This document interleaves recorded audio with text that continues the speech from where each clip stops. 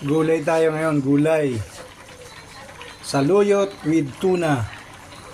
Yung pong tuna na nasa lata, tipid tayo ngayon. Kaya may kaunting talong sa gilid, oh.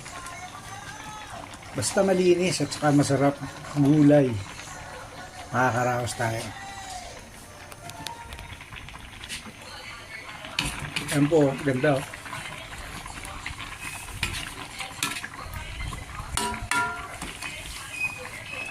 Napaka-fresh po ng saluyot. Kumakain po ba kayo ng saluyot?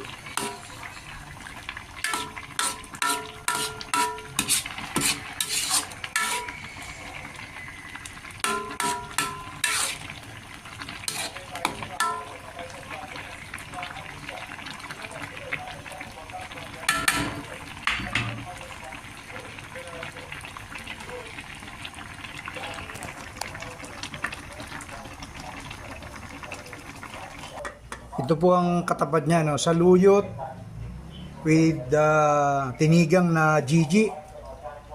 350 po ang kilo ng GG ngayon. Tapos naka-ready na rin po yung kanin natin na bangkalas. Galing pa sa Batangas yung kanin natin. Pwede na to. Okay na po ito. Ayan po, isa mga kumakain ng saluyot dyan, dali na yung mga lalagyan dito at bibigyan natin. Sarap nito, oh. Fresh na fresh.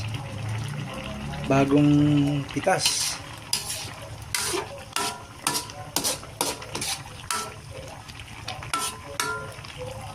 Ganda po ito sa digestion ng ating pagkain, lalo yung laging karne. Okay. Ready na.